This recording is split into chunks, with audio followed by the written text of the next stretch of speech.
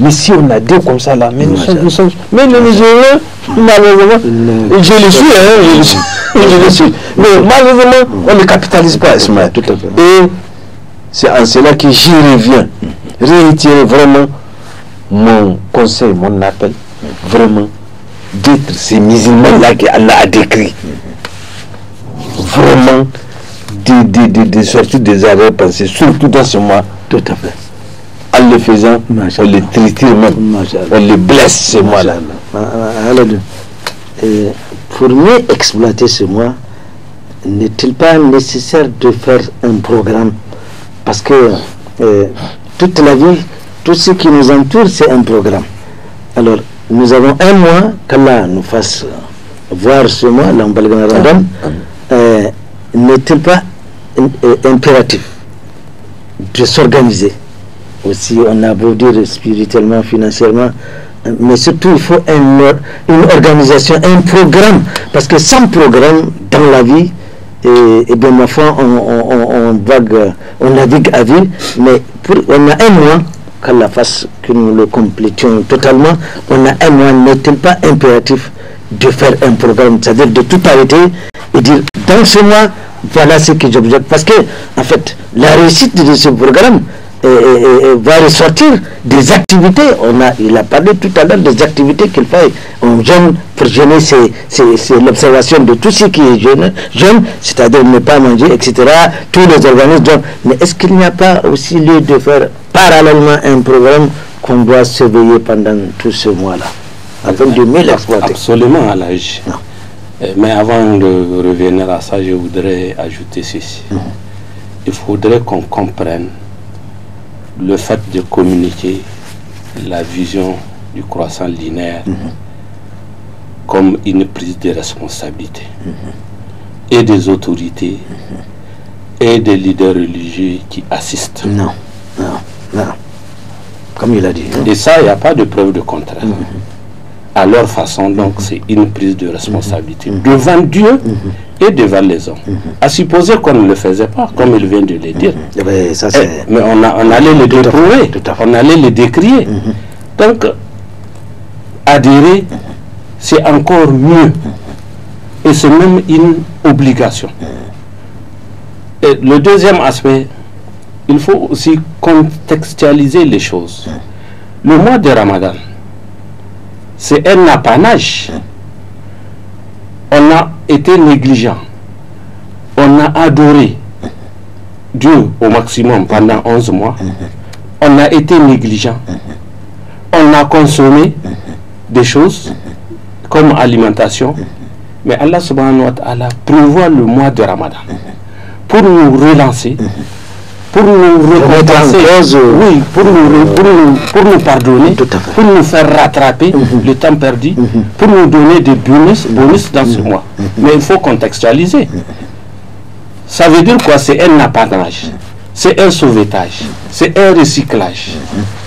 Quand on adore bien, quand on exploite bien le mois de Ramadan, quand on l'anime bien conformément au Coran et à la sunna du prophète Mohammed sallallahu alayhi wa sallam, dans l'abnégation, avec sincérité, on sortira avec un esprit clairvoyant, une sagalité, une foi poussée, aiguisée, et une force, une capacité d'adorer encore Allah davantage, d'adorer sur tous les domaines de notre vie, en plus des récompenses et du pardon qu'on pouvait avoir obtenu de Allah subhanahu wa ta'ala, de la garantie du paradis.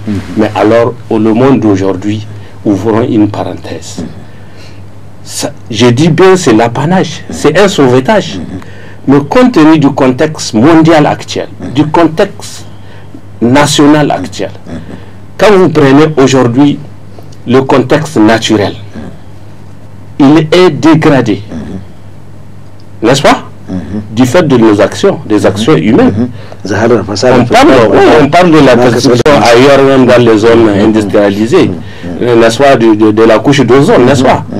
C'est du fait de nos actions et de nos négligences. Mais aujourd'hui, l'économie, l'agriculture, même le commerce, les relations sociales, beaucoup reste à faire. Mais il faut prendre conscience de cela. D'où l'idée d'organisation dont vous parlez. Mais il faut se dire comment revenir aujourd'hui pour relancer. Je vais donner un exemple d'abord des choses de ce bas monde. J'ai vu un documentaire où dans une forêt, quelque part en Europe, on coupait des arbres. Et dans le documentaire, on a dit que ces arbres ont été plantés en 1800 autour de 90. Ça veut dire lors de la pénétration coloniale. La mission des Voulés et Chanois, c'est autour de ça que les grands-parents ont semé. On est en train de couper des arbres et de cueillir des fruits gigantesques. N'est-ce pas? On a rempli de tonneaux. Regardez comment les grands-parents, les arrière-grands-parents, ça veut dire qu'à l'époque, aucune école n'est mise en place au Niger. C'est lors de la pénétration coloniale. Ils ont été clairs. Non seulement ils utilisent, mais ils sèment à la place. Mais nous, aujourd'hui, c'est la dégradation du tout. Alors, à outrance. Si je coupe l'arbre, je viens, je mange. Si je vends, je viens, je me mets à l'ombre, je mange et c'est fini. Demain encore, je coupe la nature. Alors, du fait de nos actions, même les relations sociales aujourd'hui sont entamées. Voisinage, lien de parenté. Or, tout ce qu'on est en train de dire, tout ce qu'on est en train de dire, c'est nous, pour nous ramener sur le rail de l'activité, nous donner la force d'agir positivement, de respecter les liens de parenté, de respecter le voisin. On dit de faire la largesse avec ses biens. Le prophète n'a-t-il pas dit, celui qui passe la nuit, le ventre gavé, les sens il n'a pas de foi? N'a-t-il pas dit tout cela? Mais il faut qu'on se dise que l'arrivée du mois de Ramadan aussi, avant tout programme, c'est une possibilité de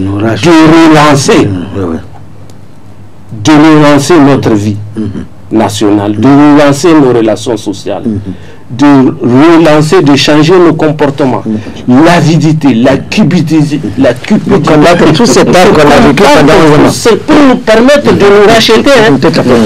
D'un point de vue, cupidité, jalousie, qui sont des maladies qui dévorent les bonnes, qui détruisent. D'où la nécessité de faire un programme. Parce qu'on ne va pas continuer. On se dit toujours, on frappe la poitrine, on dit nous sommes un pays à 99% musulmans. Le gouvernement, les autorités doivent faire ceci. Mais alors que dans cette somme-là, il y a ma partition, il y a ma contribution. Mais la mienne, c'est une possibilité. N'est-ce pas? Pour nous relancer. Avec bon cœur. Pour qu'il y ait paix, pour les invocations. Mais pour cela, c'est pour d'où l'idée d'organisation. Il faut s'organiser. Un mois Cassis, on s'arrête. On dit maintenant on va monter la pour changer qu'est-ce que je vais faire? Est-ce que je peux gêner? Comment est-ce que je peux pouvoir gêner? N'est-ce pas?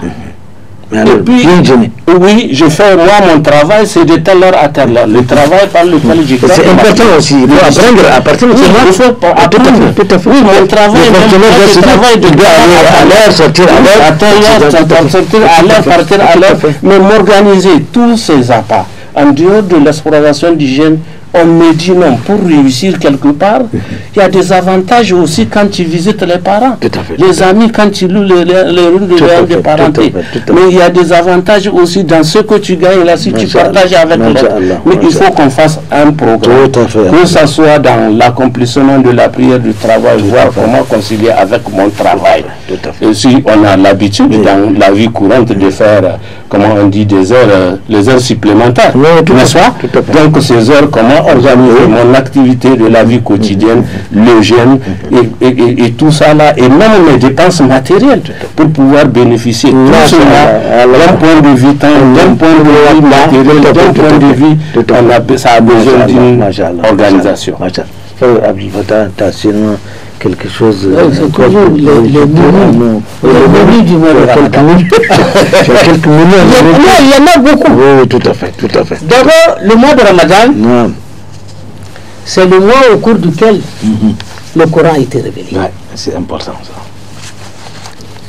La première nuit du mois de Ramadan, toutes les portes de paradis sont largement ouvertes.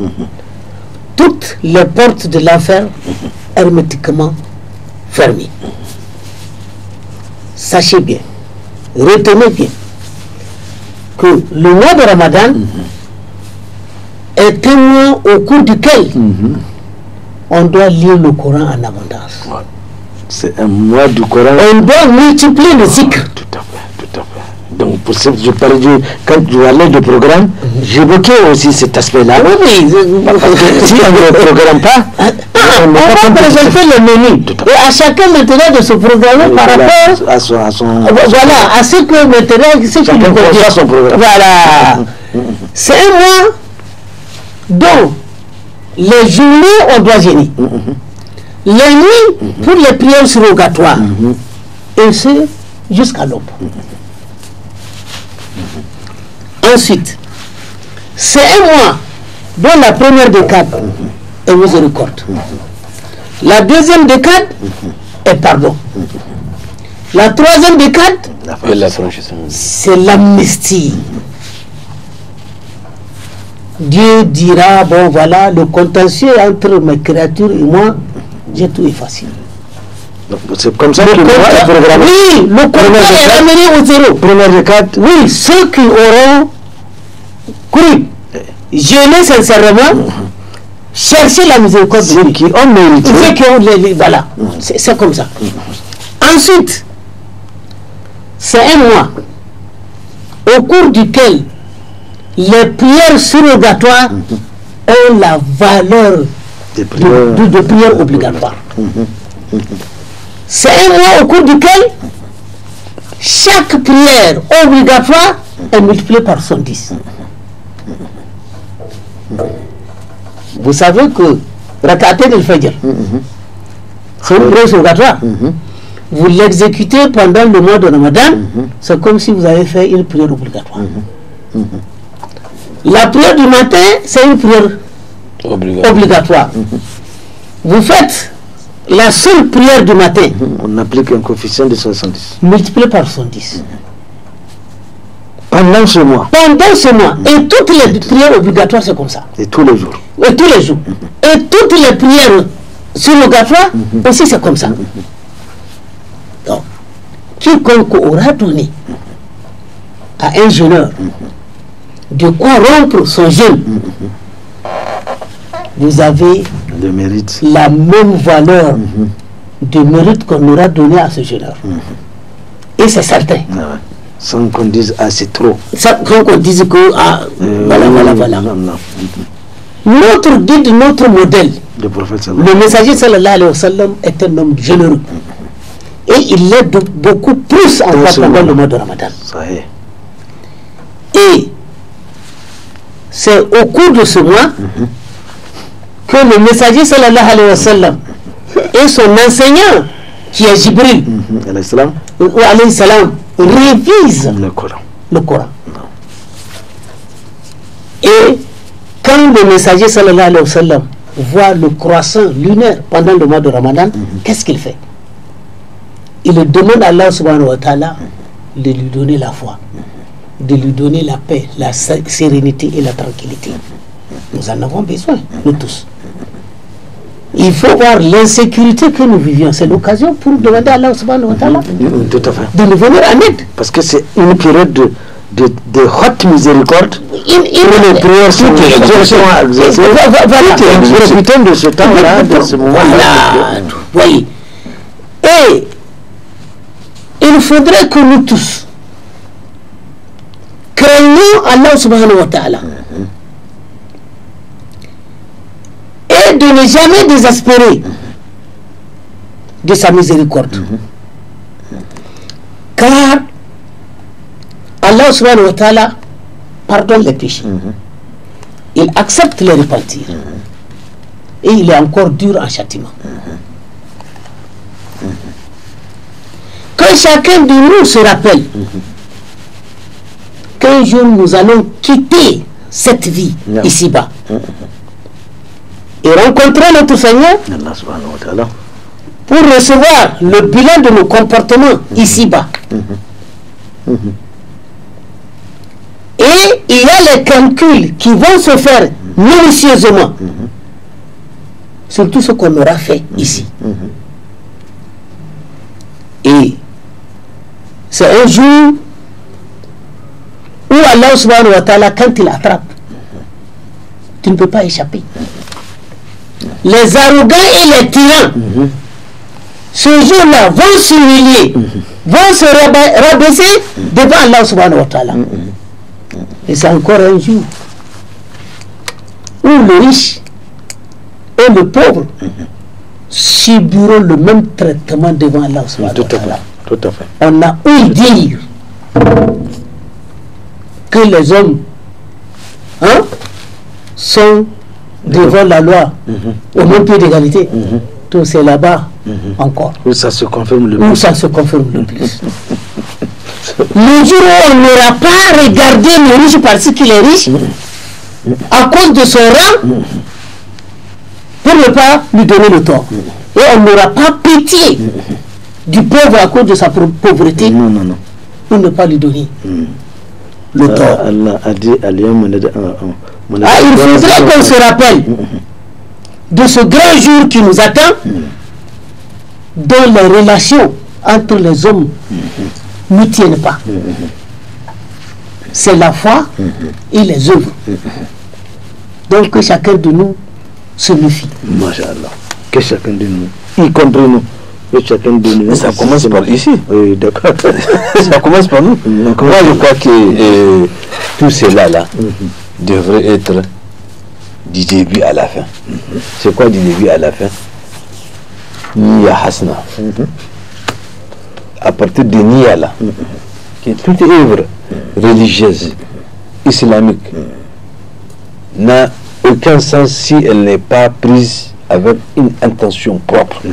Al-Ikhlas. Al-Ikhlas fi Niya. Parce que tout ça là, c'est bien beau, on entend, oui, Malam a dit, Malam nous a dicté les choses là. Mais est-ce que tu as pris l'intention, effectivement, de vivre ce genre de choses? Il faut faire très attention, Niya là. Sur tous les carèmes, je m'engage, je prends l'engagement au fond de moi-même et sur ma langue, Allah devant toi, devant les anges, devant les hommes, que moi, un tel, fils d'un tel, fils d'une telle, m'engage à gêner et appliquer tous les règlements qui sont applicables dans le mois de carême. C'est en ce moment seulement qu'on accroche, n'est-ce pas, qu'on rattache bien notre gens. Donc les gens n'ont qu'à faire attention avec un certain nombre de choses. Parce que tout à l'heure, Abdel Fattah a parlé, et toi-même tu as parlé du rappel.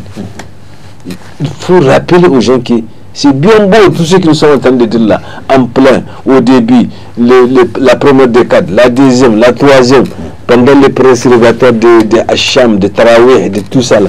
C'est bien beau d'entendre ça là, de la rupture des jeunes, en tout cas beaucoup de choses. Mais tout est lié à la niya, à l'intention, une bonne intention. Donc les gens n'ont qu'à faire attention avec cela. Donc la rétribution qu'on peut espérer, qu'on peut mériter est question, elle est valable avec la niya que nous avons, l'intention que nous avons pris de faire les choses. Donc les jeunes de Ramadan, je crois que c'est quelque chose, la niya là en vous-même un engagement. Je m'engage. Je m'engage. Une fois que tu t'engages, c'est entre toi et ton Seigneur. Mais s'il n'y a pas l'engagement, tu fais seulement, tu rentres. Mais n'est pas compétitif. Oui, alhamdulillah, c'est vraiment la niya. Et le mois de Ramadan, c'est l'application pure et simple et même complète de l'islam. C'est la présentation, c'est un examen, c'est une épreuve de la mise en application des règles de l'islam. Et puisque c'est l'un des piliers. C'est l'un des piliers. Et c'est ce que ça veut dire. En un mois, tous les fidèles sont mis à l'épreuve, chacun en fonction de ses possibilités. Tu es dans une situation malencontreuse comme le voyage, tu peux ne pas jeûner. tout comme tu peux jeûner dans la mesure de ta possibilité.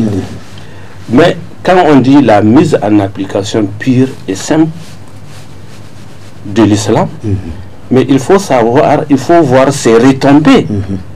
Au temps du prophète Mohammed, avant l'islam, la péninsule arabique était polythéiste, était pleine de ségrégation, pleine de haut et de bas, de déviation. Mais à un certain niveau, des compagnons ont témoigné. C'est avec l'arrivée du prophète Mohammed qu'on est arrivé à détruire nos idoles. N'est-ce pas? Abandonner les shirk. Qu'on a abandonné la vendetta. La vendetta, c'est quoi? Dès qu'on touche l'élément d'une communauté, on s'élève pour la guerre. On s'entretue.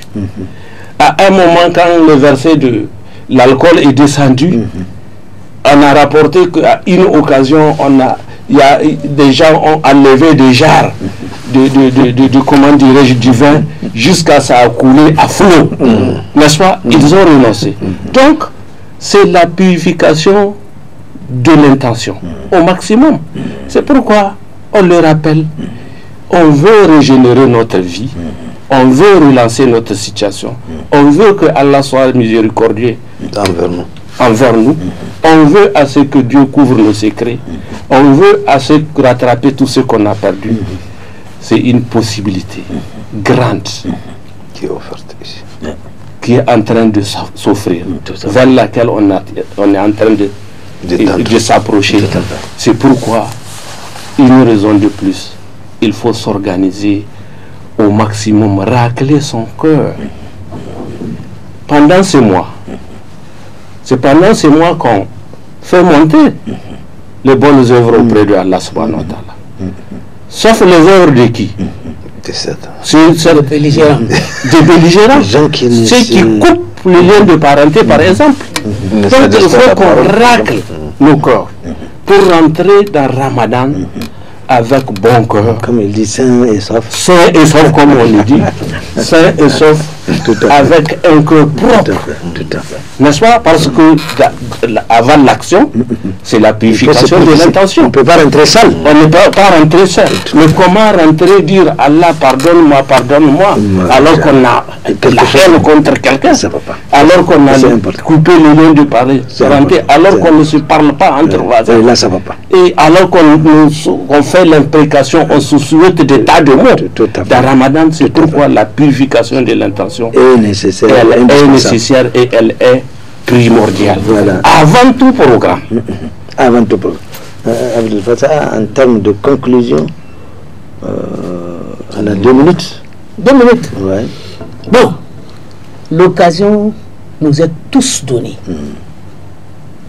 Non seulement pour bien faire, se rattraper avant qu'on se retrouve dans la tombe. Il ne faudrait pas que ce qu'on se dit là soit seulement de simples verbiages. Parler pour parler. On a entendu, il faut appliquer. Et il faudrait qu'on fasse du bien avant que nous retrouvions nos prédécesseurs. Ceux qui sont morts il y a longtemps, nous sommes dans leur chemin. Nous allons aussi les rejoindre là-bas. Et faisons vite pour bien faire. Parce que c'est une course à la mort. Avant qu'un jour, quand on va se séparer des gens, les yeux vont verser de larmes. Et nous, en ce moment, est-ce que nous sommes en train de rire ou de pleurer? Il faudrait que le jour de notre séparation, que les gens pleurent et que nous rions. Eh bien, nous sommes à quelques minutes de la fin de cette table ronde. Nous pourrions dire que nous n'avons pas la prétention d'avoir complètement épuisé Le dimanche prochain, Inch'Allah, on reprendra encore. Plus on s'approche, plus on aura beaucoup plus encore de possibilités de faire des rappels. Justement, parce que vous savez, il y a aussi très rapidement, dans une minute ou quelques secondes, il faut dire une chose que les gens devraient savoir. C'est un mois aussi qu'il ne faut pas faire des paresses. Il faut aller en guerre contre soi-même. Il faut faire violence sur soi, n'est-ce pas? Le professeur a dit que si c'est pas que je crains imposer à ma communauté un acte que je suis sûr que c'est pas tout le monde qui peut choisir, aller demander à Allah de décréter tous les mois les mois de jeûne, tous les mois de l'année, tous les mois sont Ramadan. C'est pas pour les choses, c'est pour montrer que n'est pas gêné qui n'importe qui. Voilà. Donc le mot de la fin. Mustafa, tu nous clôt cette table là par une prière. Allahumma afana bir Ramadan. Allahumma arhamna bir Ramadan. Allahumma afana bir Ramadan. Allahumma ij'alna fi Ramadan. Allahumma ighfir lana dhunubana bir Ramadan. Allahumma arhamna bir Ramadan. Allahumma arzuqna bir Ramadan. Allahumma arham ذريتنا وإخواننا بالرمضان. اللهم صل على ديننا ودنيانا بالرمضان. اللهم اهدنا إلى ما تحب وترضى بالرمضان. لا إله إلا أنت ندعوك بأسمائك وحسنك كما أمرتنا واستجب لنا كما وعدتنا يا رب العالمين. لا حول ولا قوة إلا بالله. اللهم احمي دولتنا النيجر. اللهم أعطينا قوة رمضان. اللهم أعطينا قوة رمضان. لا إله إلا أنت لا إله إلا أنت لا إله إلا أنت. اللهم اغفر لنا ذنوبنا واغفر لنا ذنوبنا يا رب العالمين. الحمد لله رب العالمين. الرحمن الرحيم مالك يوم الدين. إياك نعبد وإياك نستعين. اهدنا الصراط المستقيم صراط الذين أنعمت عليهم غير المغضوب عليهم ولا الضالين آمين. إن الله وملائكته يصلون على الذين آمنوا صلوا عليه وسلموا تسليما. اللهم صل على محمد. سبحان ربك رب العزة عما يصفون وسلام على المرسلين الحمد لله رب العالمين. السلام عليكم ورحمة الله وبركاته. L'élément Inch'Allah sera rediffusé le jeudi à partir de 17h30. Salam alaikum. Wa alaikum salam. Salam alaikum.